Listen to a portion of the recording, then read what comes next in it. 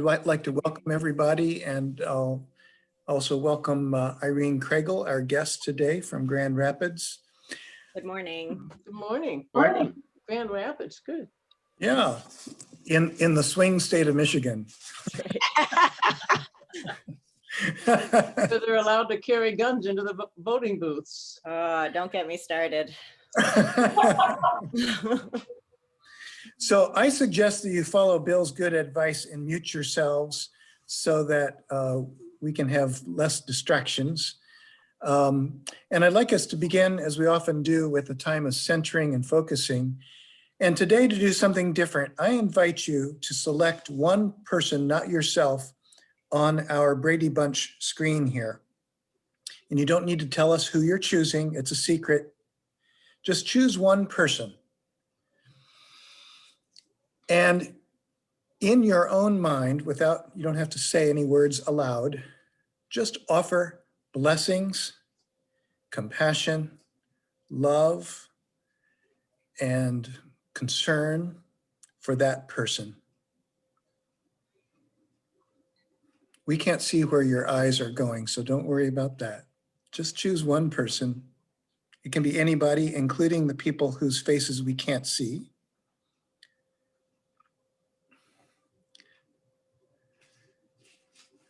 Send them the warmth of your heart, the very best wishes for their day, for their lives, for healing, for calm, for joy, for authenticity.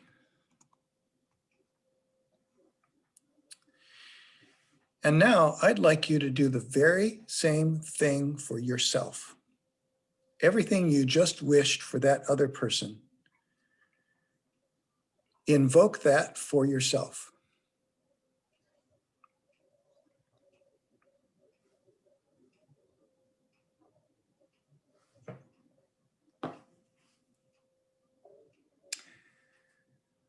Amen.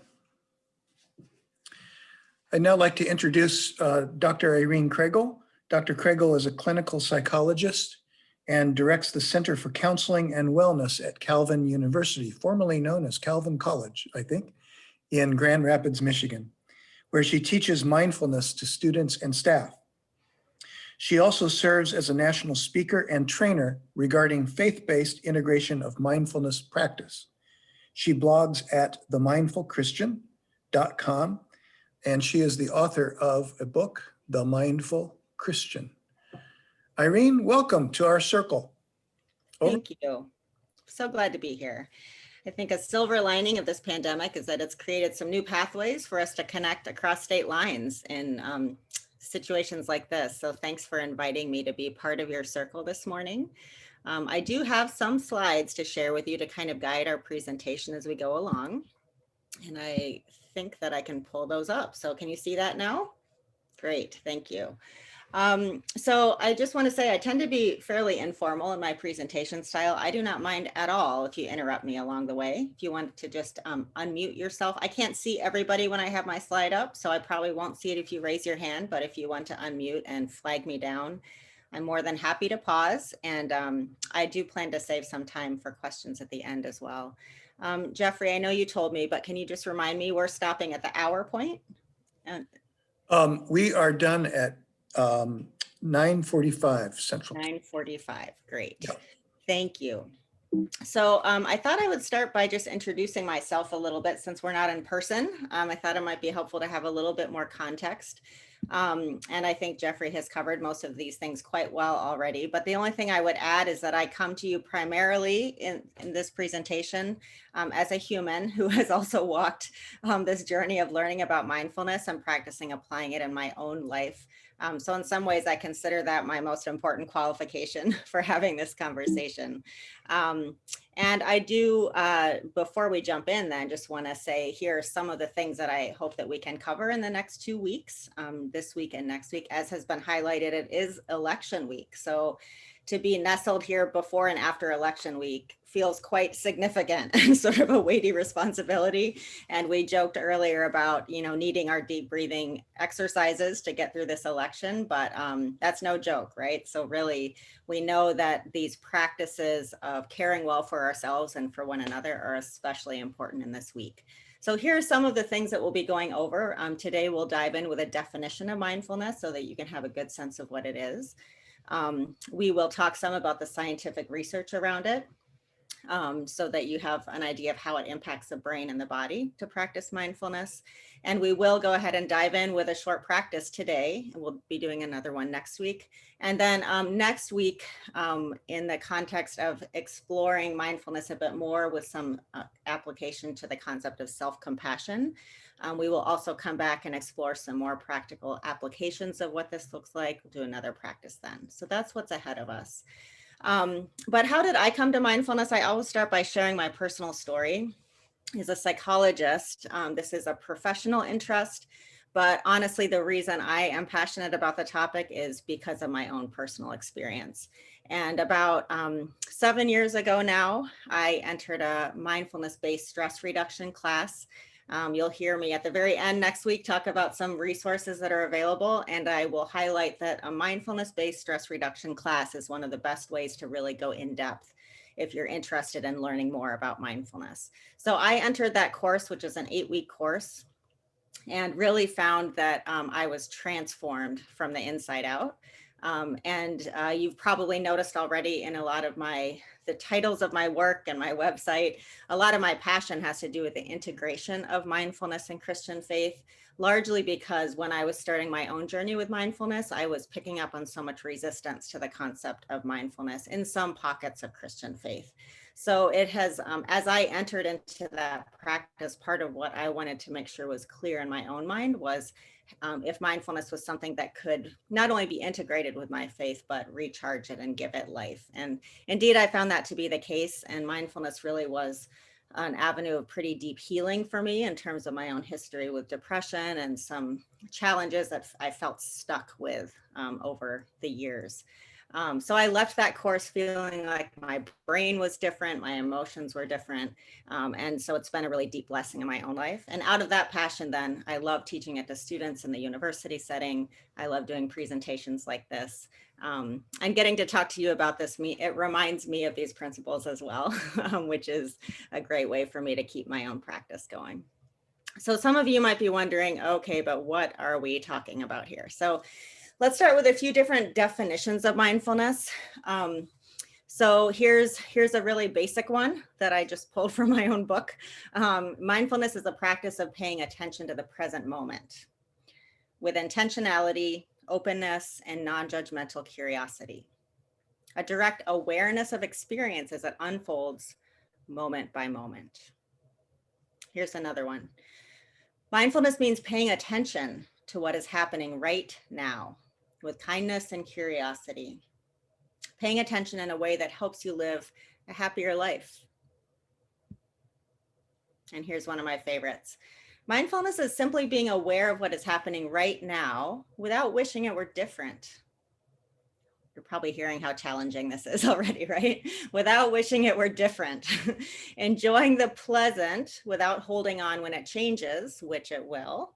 Being with the unpleasant without fearing it will always be this way, which it won't. I find this to be a really helpful concept during election week, to remember things are always changing. This one actually reminds me of a sign that was really popular when I lived in Chicago. It's been a while now, but they used to, do they still have these signs? I don't know. There used to be signs that said, if you lived here, you'd be home now. So here we have a sign that says, if you lived now, you'd be home here. And so this is a good description of mindfulness practice. Mindfulness is learning to be at home where you are, rather than beating your head against the wall of reality. Learning to be at home where you are. Learning to carry home with us, that sense of home inside of us. So that's a lot of words. Here's a visual depiction of the same thing. Maybe you've seen this before. So we have a person and a dog. The person and the dog have the same thing in front of them in the present moment. And yet you see there's a lot more clutter in the person's mind. Things about the past, things about the future, emotions, stresses. There's some music in there, mismatched socks. And then in the dog's mind, we have what's actually in front of them, the present moment. So in this sense, with mindfulness, we're aiming to be more like this dog. So more mindful than having our minds full. Now, practically speaking, then, there are a couple different ways you can think about applying mindfulness. And you may be the most familiar with hearing about it in terms of some of these meditation practices. And I'm just going to kind of briefly describe what some of these are. And then we'll move on to talk about the informal application as well. So formal mindfulness practice involves silence. It involves some type of stopping, pausing, intentionally engaging in this awareness of the present moment that we just talked about. It can be really any length of time. We can do very short formal practices called breathing spaces. Sometimes those are, 1 to 3 minutes, and then we can do much longer. Maybe you participated in a silent retreat day before, or a week. I haven't done the week ones, but I'm guessing someone here probably has. Those can be really profoundly transformational experiences. A typical length for a formal practice might be about 20 minutes, kind of the 10 to 20 minute range. But typical mindfulness practices get broken down into these categories you see here on the screen. So sitting practice is very common.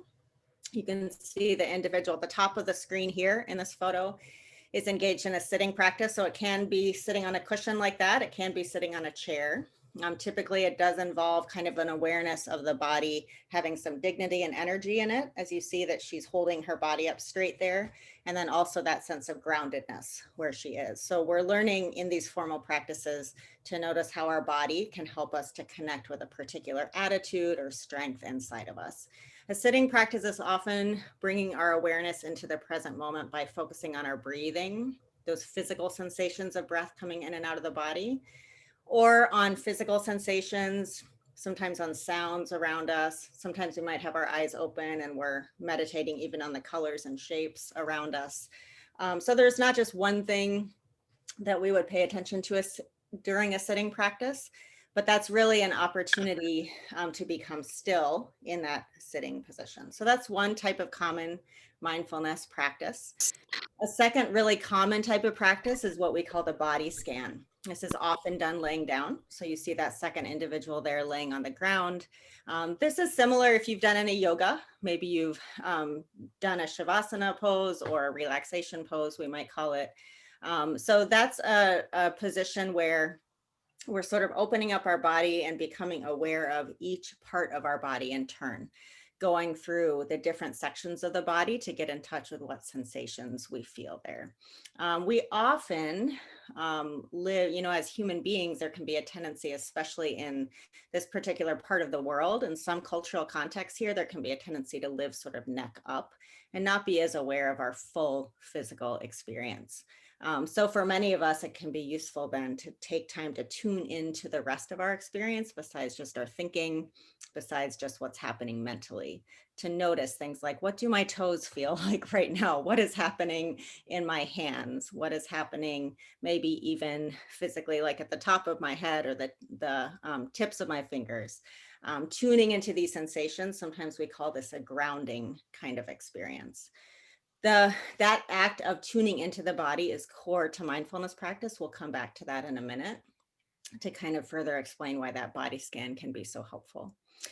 Thirdly, you see here mindful movement. So this third individual is engaging in some kind of a yoga pose or even just basic stretching.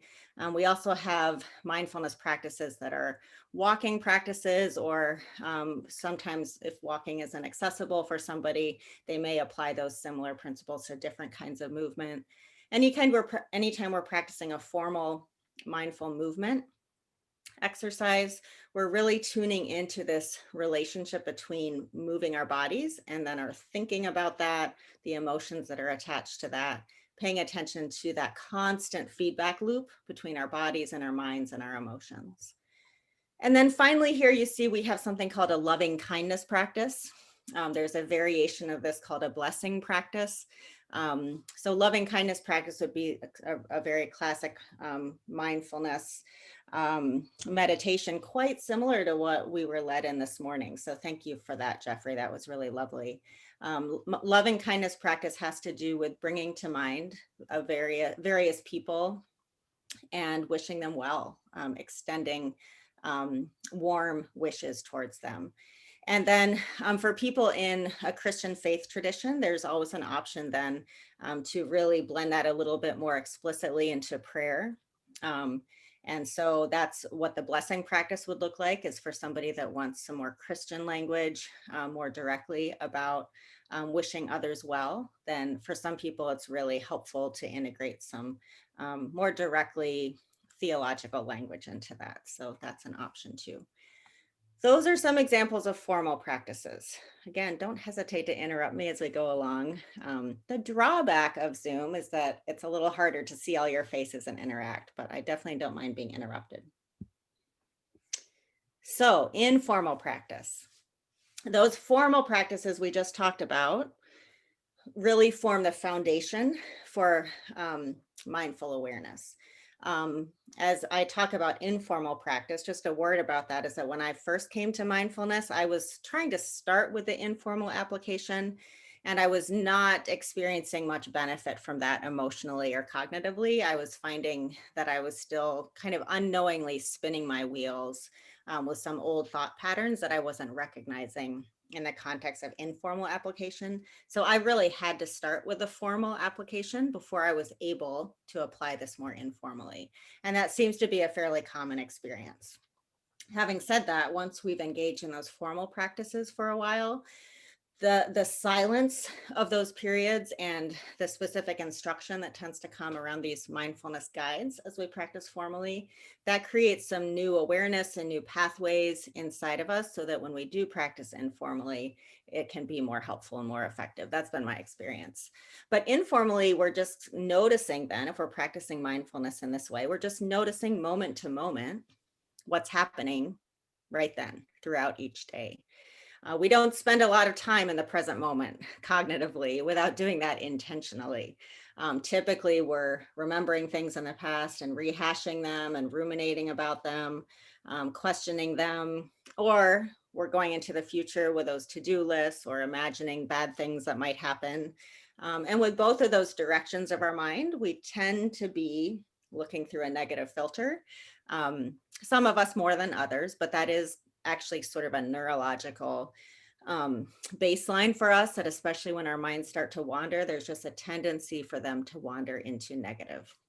So that doesn't tend to support happiness or a sense of well-being. So when we're practicing mindfulness informally, we're noticing, oh, my mind went to the past, my mind went to the future. I'm going to bring it right here, right now. So you'll see these different pictures here. First of all, we might do that by paying attention to our breathing, noticing the feelings of the breath coming in and out of the body. And typically we're really paying attention to the sensations there. So noticing, what does it actually feel like to be breathing right now, to be receiving each breath that's provided for us. We don't control our breathing. There's not a lot of change around our breathing. Once we pay attention to it, we start to notice how it changes all on its own. And we can kind of direct it to be a bit deeper or a bit more shallow if we choose. Breath is simply something we are receiving moment to moment.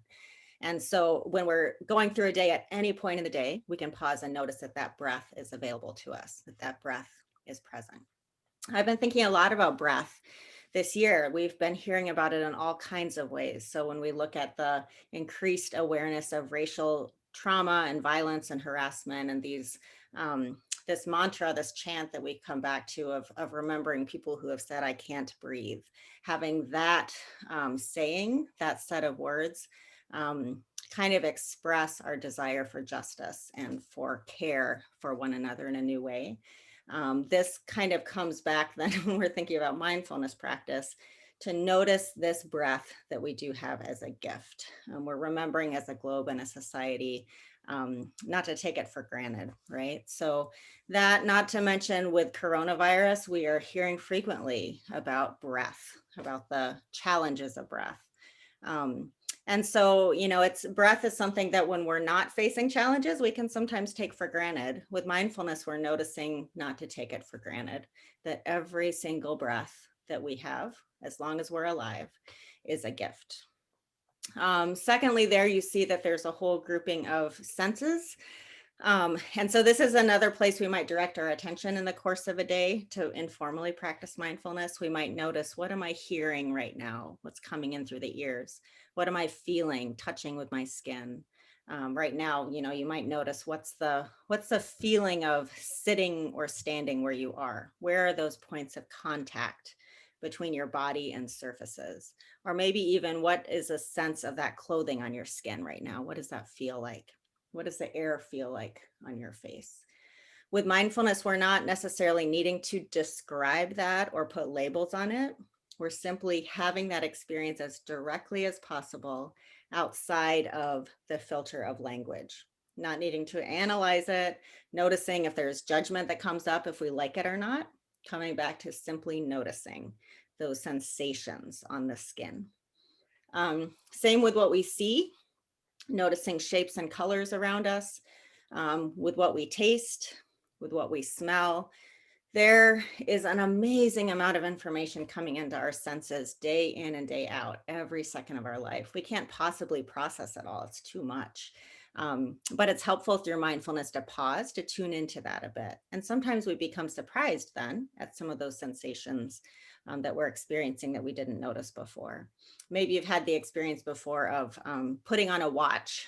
If you haven't worn one for a while, I normally wear a watch at work, and then when everything shut down because of COVID in the spring, I stopped wearing it because I didn't need it. I was working in the same room at home all the time. And then after a few weeks, I needed to put it on again, and it felt so interesting, right? It was almost like a very pleasant sensation to have my watch on. And then, of course, within a few minutes, I wasn't even noticing it anymore. So I wasn't even registering that input, that sensory input. But that's sort of how our whole physical existence is, right? All of these things that we can't possibly consciously keep track of all the time. With mindfulness, we're just noticing, oh, let me experience that sensation directly. So then we have thoughts. You see the thought bubble there. This is another thing we may pay attention to in the course of a day if we're practicing informally. And with thoughts in mindfulness practice, we're sort of taking a step back. You can think about kind of walking up onto a balcony to look down on your thoughts, or maybe if your thoughts are on a piece of paper, noticing if those thoughts are right here and just giving yourself a little space, a little distance between you and your thoughts so that you can notice them and be curious about them. With mindfulness, we're not judging those thoughts as good or bad. We're just noticing, oh, interesting thoughts, noticing we have some choice in how we relate to them. And this is a really freeing aspect of mindfulness, as we learn that our thoughts are not facts. They're not identifiers of us. They're simply these experiences that are going by. And we can choose which ones do we want to nurture and hold on to, which ones would we like to just leave some distance and allow them to keep on going. Same with emotions. So the little grouping of emojis there represents all these emotions that we have day in and day out. Our physical, our human experience is full of emotions. And in fact, there is this tight relationship between the physical and the emotional part of being human. So we're noticing through mindfulness, where are those emotions in our body, and noticing how they come and go like waves all the time. Even if we think we are stuck in an emotion on a regular basis, mindfulness has us pausing to notice in the moment how these emotions are constantly fluctuating and changing so that we're not as identified by our emotion. And then for people of faith, there's always an option as well in mindfulness practice to use God's presence as one of the points of our attention, one of the foci of our attention. And you may be familiar with centering prayer, which has quite a bit of overlap with mindfulness practice. It's really this opportunity to simply sit, be quiet, focus our attention over and over on God's presence in the room.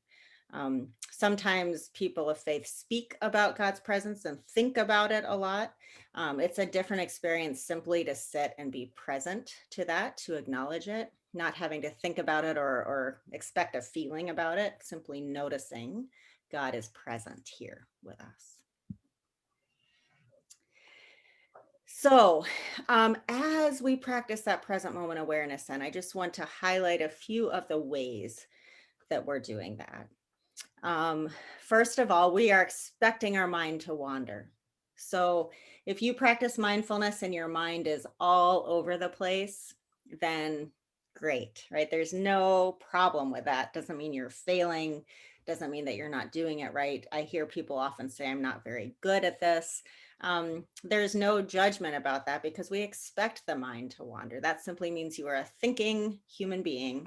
As long as we are alive, we continue to think. So you will notice your mind going all over the place. And the goal of mindfulness is to gently escort the mind back to the present moment over and over whenever we notice that it's wandered away. None of us live in this state all the time, but we can learn and practice over time to notice that we've wandered off and to come back. I've heard this described before as training a puppy. So if you have a little puppy that's sort of bouncing around and all over the place, you expect the puppy to have a lot of energy and to keep wandering off. And the goal is to gently train that puppy to keep coming back over and over. So we learn to talk to our minds kind of like a little puppy, like, come on back now. All right, come on back. It's part of the process. Secondly, as you heard me say before, we're practicing a direct experience of the moment rather than that being filtered through our thoughts, interpretations, analysis. We're learning a different way to relate to our experience besides thinking about it. So Richard Rohr wrote in one of his books that we do not think our way into new ways of living. We live our way into new ways of thinking. And that's what mindfulness is. We're sort of learning to live in a direct way with our experience that does impact our thinking. But we're not trying to just clean up our thoughts with more thoughts. We're learning to tune into our experience more directly in a different way than thinking about it. Also, a word we use very often in mindfulness training is autopilot. We're learning to step out of autopilot. We don't want to get rid of autopilot. We need it. It's helpful. But we want to notice when we are in autopilot and when it's helpful and when it isn't. That gives us a lot more control over our responses, both internally and externally. We're learning to insert a pause before we respond so that we can respond with more skill to be more effective. And then a really important concept in mindfulness is this idea of letting go of resistance. In mindfulness, we talk about this formula, this equation, which says pain times resistance equals suffering. Acknowledging that pain is part of the human condition. All of us experience pain in different ways. We live in different contexts, different bodies, different cultural experiences. There are so many differences between each of us. And one of the things that joins us together is that life is hard. Like, life is challenging. And so when we spend our energy resisting that, saying it shouldn't be this way, it's not supposed to be this way, I have to do anything I can to make it not hurt. Oftentimes that backfires because what we're doing then is adding on to the stress and the strain and the suffering. So with mindfulness, we're practicing noticing when our striving and effort is increasing our suffering, and when we have this opportunity to open up and to accept that life is challenging. It's not challenging because we're doing something wrong. It's challenging because life is challenging. So a metaphor you can use for all of this is weather. Learning to notice that thoughts and feelings, the challenges of life, these come and go and come and go. Last night here in Grand Rapids, Michigan, it was a lovely 50 degrees. We were able to socially distance, gather around a fire with some friends and watch kids in their silly costumes. My son was Spider-Man climbing on the fence, and it was all very lovely. This morning, it's freezing cold out there. There seem to be snowflakes coming out of the sky. And I think there was some sleet earlier today. And then next week, we expect it to be in the 60s and sunny. So this is kind of our experience as humans, right? It's changing, all the time. And change is actually a constant. If there's anything 2020 has taught us, it's that it's really helpful to be adaptive and flexible in response to change.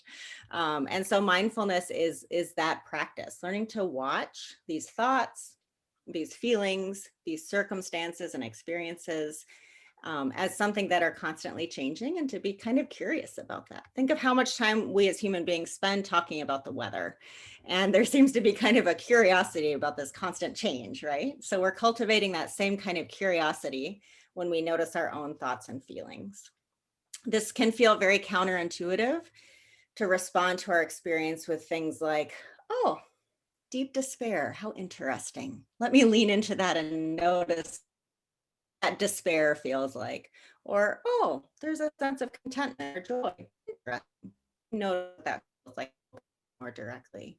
Same with physical sensations, right? So I woke up with a headache this morning and thought, of course, there are all kinds of thoughts about that. Is this coronavirus? Do I need to report it to somebody? Am I safe to go out? Right. So all these types of thoughts we now have about every little symptom that comes up, it's gone now. That's how physical sensations are. When they go. With mindfulness, we're noticing those with some curiosity. So I notice, oh, where is that sensation in my head? Interesting that it's there. Where is it? What size is it? What shape is it? Are there any added points of tension or response in my body around that? And then even to notice those thoughts about the headache and some feelings about it, and just be curious about coming and going. So that weather can be a useful framework, metaphor for mindfulness. I'm planning to talk a little bit about the science, just briefly about this, and then give us a chance to do some practice. But I wonder if I could just pause for a moment there, just for 1 minute. I'm going to stop sharing my screen so I can see all of your lovely faces again. And just ask, are there any questions at this point before we continue on? Have I completely confused you? Is there anything that you were hoping to ask or say before we move on? And if not, that's okay too, but just want to give you a chance. Yeah, Irene, there was a question in the chat. And by the way, anybody can use the chat to put a thought, a resource, or a question. Jean, do you want me to read your question, or would you like to say your question? Say it. This might be a little further along or something you want to talk about next week, but I was wondering what the difference is between mindfulness and, say, a visualization about a topic. So one of the things we as a community have been working on are our feelings about race and how we operate in the world. So, you know, how do you uncover, is this good for uncovering your mental models or what you think about things that you're unaware of to some degree, or is it different? That's a great question. It is a little different, but lots of overlap there. It's interesting you bring up the idea of mental models around race, because there's a lot of good research around mindfulness as a helpful tool in increasing intercultural competence. The reason for that is because we become more aware of our thoughts through this process. So much of the challenge about healthy race relations is when people are acting in autopilot without really noticing what they're thinking and feeling. You know, it's well known that white people have a problem in particular acting out of biases and then denying that those exist. You know, like, I'm not a racist.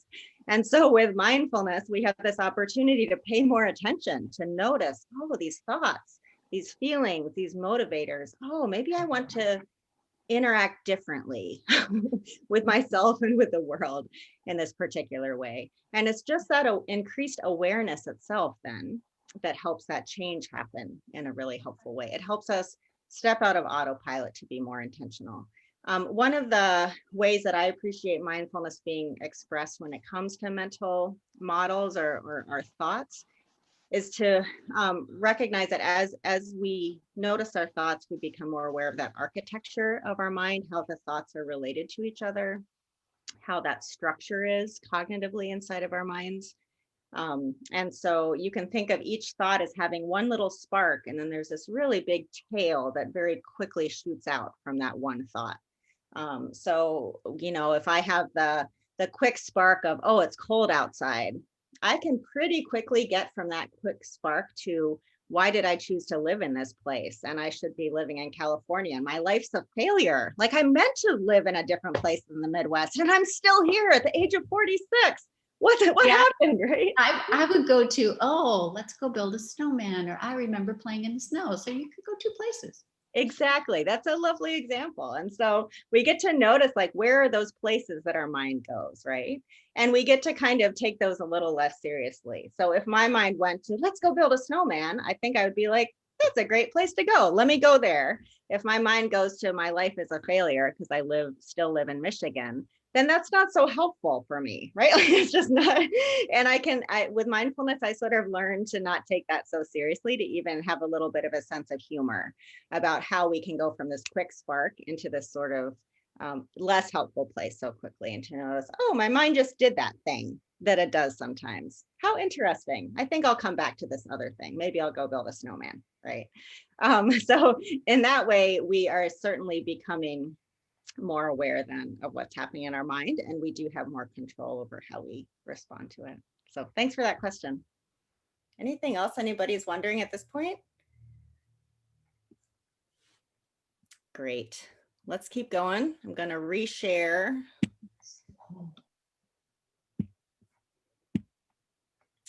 And talk a little bit about the science here. So there's plenty of research around mindfulness at this point. There's been lots of research that's been done on this really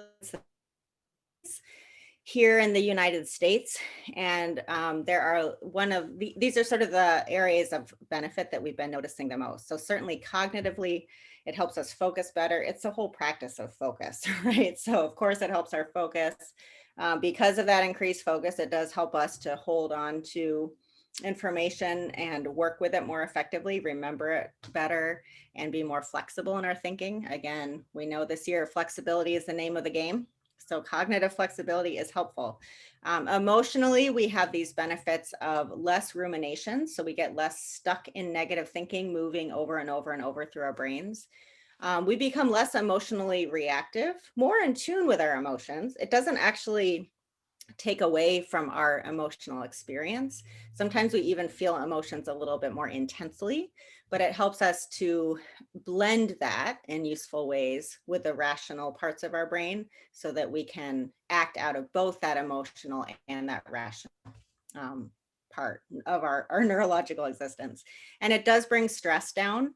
And stress is a pretty broad term, but we see direct benefits here in terms of depression and anxiety as well. So the mindfulness has become one of the dominant treatments for depression and anxiety. And then we also see that it benefits relationships. I am a much better person with my spouse when I'm practicing mindfulness, because rather than reacting in autopilot, I can pause and notice what I'm feeling and thinking, and then be more intentional in our conversations and my reactions to my spouse. And then there are big benefits for physical health. So we see that this strengthens our immune systems. It has very direct benefit for pain management. So if you've ever had experience with a pain clinic, chances are that there's been a lot of mindfulness included in that, because we're learning to relate to our pain in different ways. And you can actually think of that as physical and emotional. We're learning new relationships with our pain where we're not triggering it and re-triggering it without intending to do that. Just a little bit of the why behind some of these benefits. This little red mark you see on the brain there is the amygdala, which is right in the center of our brain. And you can think of that as the emotional alarm clock in the brain. It's sort of, I guess not alarm clock, more alarm system. It's sounding the alarm when it thinks that there is danger. So we call this the fight or flight center or freeze. And so what we see when we practice mindfulness is that gets a little smaller. Again, we don't want it to go away. We actually need that alarm. That's a healthy part of keeping us safe, helping us survive. And we also don't want it to hijack the whole brain. So when we practice mindfulness, that emotional alarm gets a little bit smaller, but it also gets more connected to, less connected with the rest of the brain, so that it's communicating but taking over quite as much. And then there's some more. If you're a neurologist, you might get excited about this stuff. I won't go in depth with all of it. But one thing I notice in the brain is that this anterior cingulate cortex, which is associated with that unpleasantness of the pain experience, that gets a little bit more disconnected from parts of our prefrontal cortex. That's right up here in the front of our kind of forehead and the top of our head there. That's a part of our brain that's in charge of thinking and planning, conscious, linear, executive functioning kind of thinking. So what we notice is that that sort of thinking part of the brain is just a little bit less connected with those parts of the brain that are focusing on pain. So those are some examples. I won't go through all of these, but we know through study after study, we're really seeing that there is neurological change that happens when we practice mindfulness, and especially those formal practices that we talked about at the beginning. I will say that after I went through my mindfulness training class, my brain felt different. It's a little bit hard to explain in words, but my brain actually did feel different when I left. Different patterns, different thoughts and feelings sort of at the forefront of my experience. So I wanted to make sure that we had a chance to just try some of this out a little bit together. I am once again actually going to stop sharing my screen so that we can be together in this virtual room a little bit more. And what I thought we would do is start, I guess maybe I should pause first just to say any other questions before we move into a short practice together. Irene, I missed one of your words going back before our last break, where you said pain times resistance, something, something equals suffering. Pain, yeah, that was it actually. So pain times resistance equals suffering. Oh, okay. That's the formula, yeah. Yeah. Yeah, and I appreciate that as sort of a succinct math equation that way, because I think it's a helpful summary for me anyway. So yeah, thanks. Any other questions? Eleanor? It looks like Eleanor has a question. She's Yeah. unmuting herself. I'm trying. Yep, Yeah. I can hear you now. My question was, so can the practice of mindfulness reduce pain in a person who's greatly suffering pain? Yeah, so what we notice with mindfulness is that when people who are experiencing severe or chronic pain begin to practice, there are a few different things that can happen. So sometimes practicing mindfulness actually does eliminate that pain. There are instances where people become pain-free or have significantly less pain as a result of practicing mindfulness. Other times, what we find is that people start to practice mindfulness and maybe they continue to have pain, and at the same time, they different relationship with that pain where it no longer feels like it's taking over their life and their existence at the same level. It's a little bit hard to predict what direction that will go for a particular person, but either way, people tend to find that mindfulness makes a huge difference in their quality of life if they're experiencing chronic pain. One of the studies I found the most interesting with mindfulness has to do with chronic pain, noticing that people who have had experiences of chronic pain and are practicing mindfulness, if you look at brain scans of what's happening while they're experiencing that pain, you may notice that those pain networks in their brain continue to light up, but then the rest of the brain becomes more quiet as they're practicing mindfulness. So without mindfulness, we experience pain, and then the whole brain tends to light up in the scans because that has taken over our awareness. We're thinking a lot about that pain.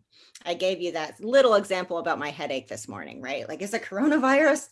Will I be able to present to this group? What if I really have it? Should I cancel the play date my son has later today? And, so there were so many thoughts about that experience. Which were very different than the actual experience of pain in that moment. So a mindful approach is just noticing the sensations of that. So you can imagine the whole rest of my brain then quieted down as I practice mindfulness around that. So in other words, it depends. But either way, we find that mindfulness has a huge benefit in terms of the experience of pain. Was there another question there? Yes, JS had her hand up. Yeah. Eleanor, my personal experience is all caps, yes, exclamation point, exclamation point, exclamation point.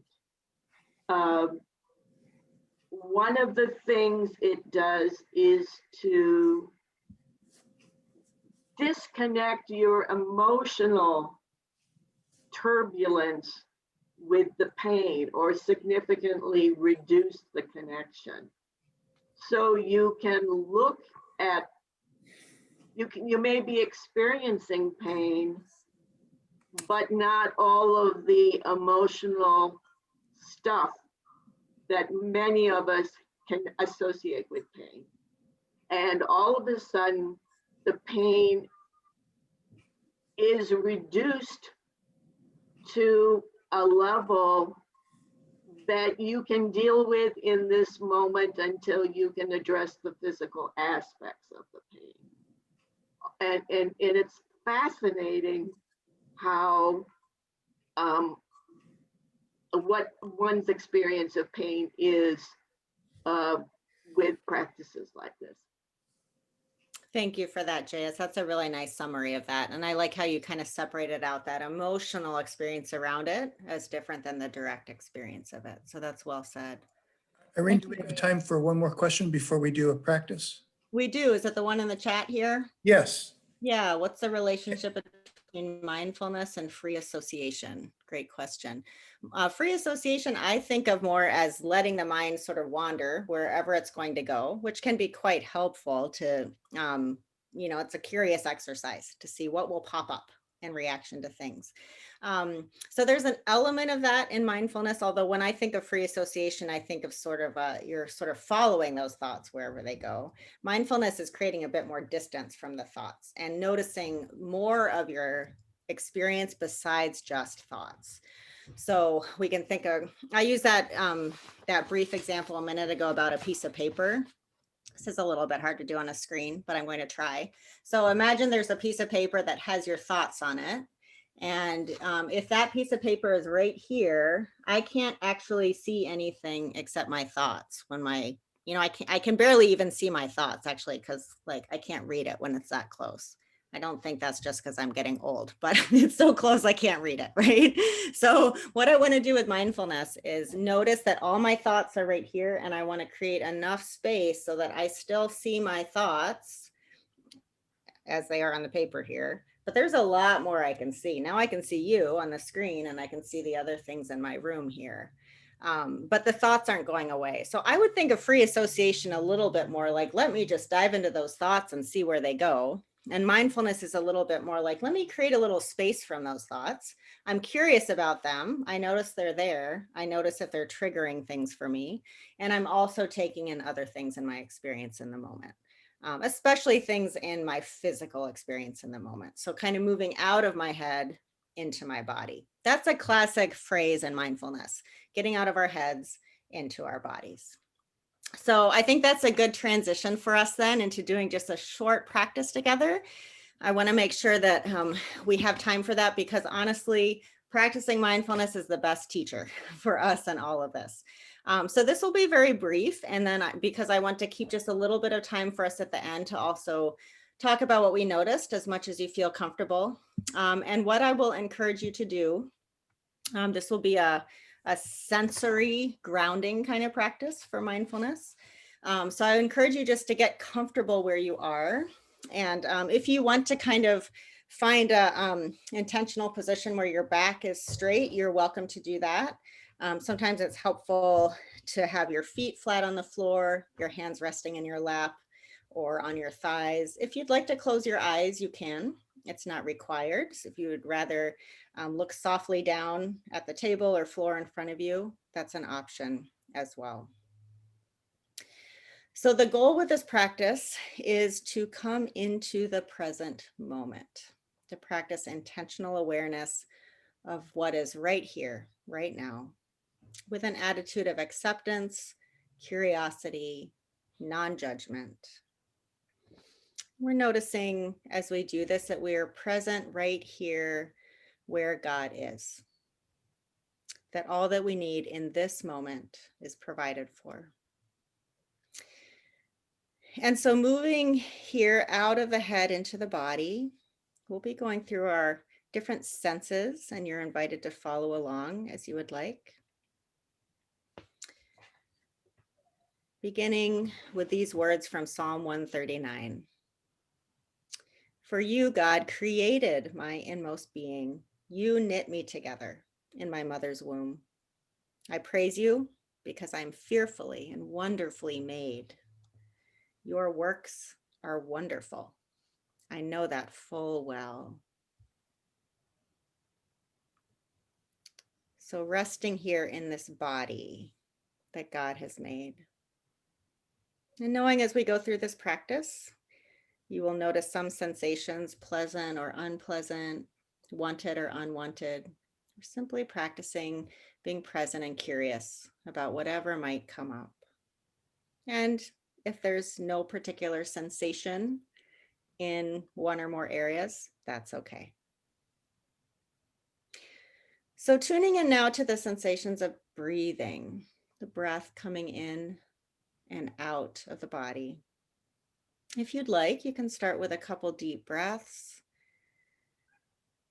noticing that flow of air coming in and going out, and then allowing your breath to return to its natural rhythm. No need to change it or control it in any way. Noticing where the breath is the most accessible or most vivid for you. Maybe the feeling of the chest or the belly moving in and out. Might be that feeling of air coming in and out right below the nose. Cool as it comes in through the nose, warm as it leaves the body, warmed by the lungs. Wherever that breath is most accessible for you, just letting your attention rest there. Receiving each breath, moment to moment.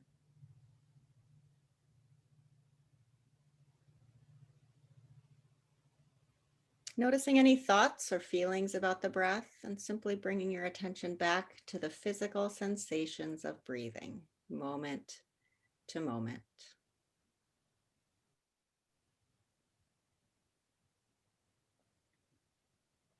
And then shifting your attention from the breath, shifting your attention to the sense of touch. So maybe noticing here, if you choose, what you feel on your skin. Perhaps the sensations of your body touching the chair or the floor, wherever you're sitting or standing. Perhaps the sensations of clothing on the body.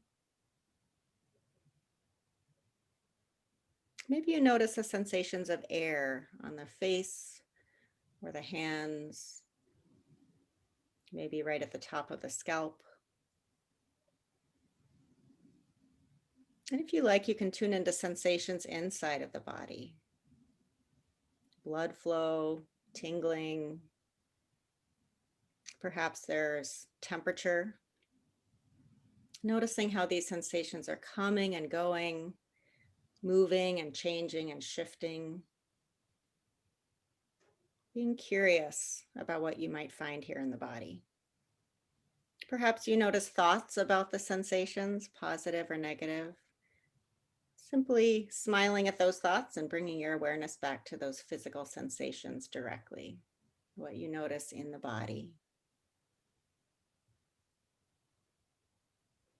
And then letting go of sensations in the body as you move your attention now to sounds and hearing. Perhaps there are sounds inside of the room, sounds outside of the room. Maybe you even notice sounds from your own body, sounds of the breath. No need to search for or label sounds. Simply being present to sounds, receiving them. Sounds constantly changing, shifting, moving. Maybe noticing the tendency we all have to want to label sounds, whether we like them or not. And instead just noticing them. Maybe even labeling this experience as hearing.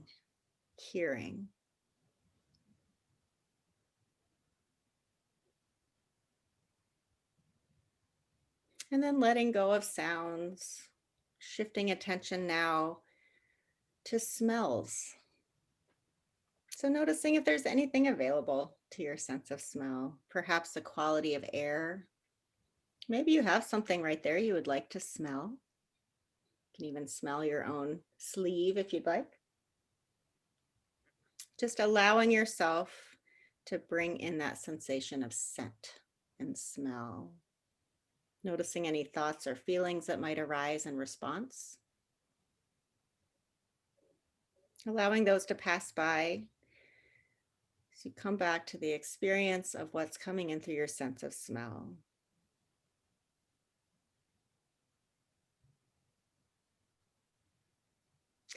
And shifting now from smell to the sense of taste. So you may just have a sense of taste in your mouth right now, something that's there. Maybe you have a cup of something or something next to you that you would like to actually taste. That's an option as well. Tuning into the sense of taste, whether it's simply that taste in your mouth now, or whether you would like to sip or bite into something that's close by. Noticing taste, texture, sensations, moment to moment in your mouth.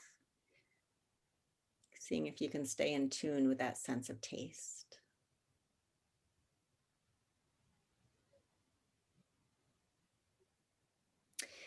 And then finally, we come to the sense of sight. So if your eyes are closed, I invite you to gently open them and see if you can take in the colors, the shapes around you. Noticing the tendency of the mind to label those colors and shapes and maybe to judge them about whether we like them or not. Seeing if it's possible instead to just stay present to the sense of sight, to receive the sense of sight. Perhaps noticing light nuances of dark and light, reflection, visual details, as much as is accessible for you, taking in your environment with a sense of sight. And then as your eyes are open, we are back here together on the screen, back in our visual space, our virtual room together. You can notice your body as a whole now as you've tuned into these senses, all of this information coming in through those different senses. One of the things I like to end a meditation with is noticing the skin that is kind of holding all this together as a cohesive whole. So noticing sitting here in this moment in your body as one cohesive whole. And we have 2 minutes left to debrief. And so let's use those 2 minutes just to hear a couple observations, and we'll come back next week and talk a little bit more. But maybe you noticed during that some physical sensations, some thoughts, some feelings, maybe you noticed some behaviors or urges, like something you wanted to do or you did during that practice. I wonder if we have 1 or 2 people who might be able to just briefly share what you noticed. And feel free to just unmute yourself and jump in.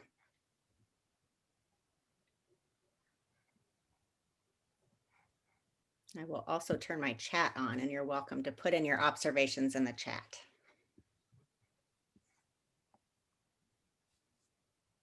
This isn't what I noticed on this exercise, but it's akin to your thought about putting your thoughts on paper, but then giving yourself distance. One of the images a yoga teacher gave me at one point was, think of yourself by a river and it's a fall day, and your thoughts are the leaves falling in the river, and just watch them flow down the river. And I thought that was kind of like, you get to see them, there's that distance. They're peaceful on the river, they're flowing down. But that was an image that really stuck with me. Yeah, thank you. That's Andrea, is that your name? Yeah. Great. Thank you, Andrea. So yeah, and that's a nice example too of how when we engage in these practices, our thoughts do often go back to past examples or, and sometimes into the future as well. So when we're practicing something like this, noticing, oh, so my mind went back to the past of a helpful example that's coming back to me now, being curious about that. So thank you for sharing that, Andrea. One more person have an observation? Sure. Yeah, great, thanks. I don't want to feel self-defeating because I'm trying to get the details out and just think about, the essentials here of the 5 senses. So I found myself quieting down and just thinking about my five senses, but there's still a part of my brain that is thinking Tuesday's election day, and there's still leftover Halloween candy downstairs, and did I make the bed?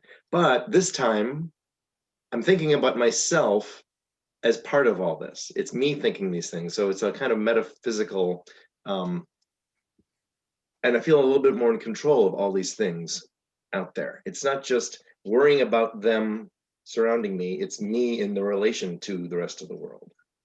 And that feels good. Thank you for sharing that. It's Gregory, it looks like. Yeah. Appreciate that. Yeah, so noticing then that these thoughts keep coming, they don't stop. So I have all kinds of thoughts while I'm meditating. And like you mentioned, some of those will go to the past, some to the future, but sort of you are cultivating a bit of distance between those. That sounds like it changed your conception of yourself in relation a little bit more. So thank you. It's 10:46. I've kept you a minute over. I'm going to wrap up. Thank you so much for having me. Irene, you're a great teacher, very knowledgeable and inviting, very friendly in your presentation, and really joyful. And thank you.